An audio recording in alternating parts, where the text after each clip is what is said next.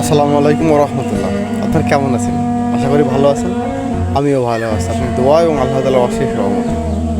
আজকে কথা বলতে আসলাম 31 মে, বছরের প্রথম দিন।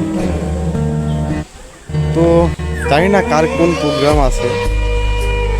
সকলেরই কম বেশি একটা প্রোগ্রাম থাকে যে এই দিনে এটা করবো, অমুকটা করতে হবে, অমুক লোক অমুকটা করছে, না করলে তো আর হয় না, করতে হবে। অনেকে আছে যারা বক্স নিয়ে আসছে, বক্স বাজাবে, গীত করবে, আনন্দ করবে, ফুর্তি করবে।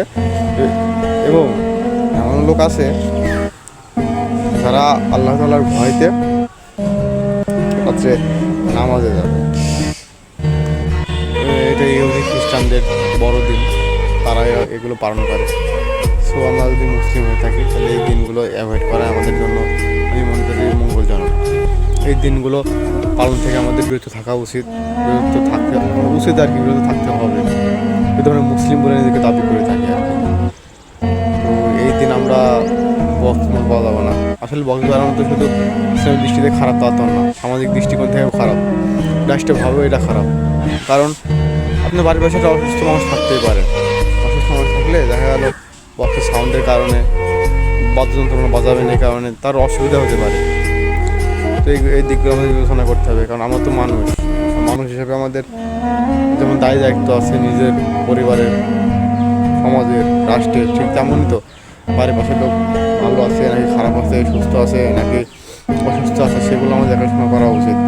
আর যদি এইগুলো আমাদের বুঝতে হয়, এগুলো যদি আমাদের করতে হয়, যদি আমরা মানুষ হিসেবে নিজেকে দাবি করে থাকি, তাহলে অবশ্যই এই বক্স বাজানো আপনারা অ্যাভয়েড করেন। কারণ একদিন বক্স না বাজালে এমন কী ক্ষতি হতে পারে যে 3-4 হাজার টাকা দিয়ে আপনার বক্স নিয়ে এসে বাজাবেন, মানুষের ঘুমগুলো নষ্ট করবেন বা অসুস্থ মানুষের ব্যতিকে বৃদ্ধি করাবেন, সে আরও কষ্টে থাকবে। এটা না করে আপনারা ওই 3-4 হাজার টাকা যদি কোনো গরিব দুঃখী ব্যক্তিকে বা বাড়ির পাশে যে অসুস্থ ব্যক্তি আছে তাকে যদি আপনারা দিয়ে দেন, আমার মনে উপকার হয়।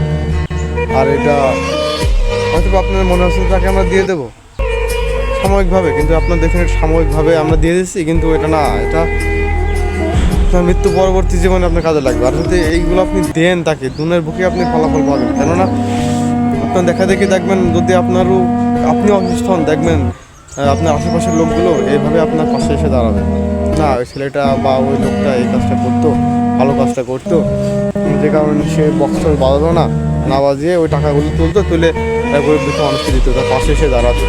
দেখবেন একদিন বিপদের সময় অন্যান্য ব্যক্তিরাও এসে আপনার পাশে ঠিক এইভাবেই কিন্তু দাঁড়াবে। তো আমাদের যেটা উচিত, এই দিনটিকে অ্যাভয়েড করি, পারি তাহলে আল্লাহ তাআলা ইবাদতে কাটাই যাত্রা। আর কি বলবো, আপনারা সবাই তো জানেন, তো না জানার তো কিছু নেই। আশা করি সবাই বুদ্ধিমান, আমার থেকে বেশি বোঝেন, জ্ঞানী মানুষ। আমি তো একটা সামান্য নগণ্য ব্যক্তি, আমার কথা তো নাও শুনতে পারেন বা নাও বুঝতে পারেন, তবে আমার মনে হয় এই দিনটা পালন না করাই উচিত। তো আপনারা দেখেন যেটা ভালো মনে হয় সেটাই করেন, আমি আপনাকে নিষেধ করবো না, কারণ পরবর্তীতে আমি আপনার গালির শিকার হতে পারবো না।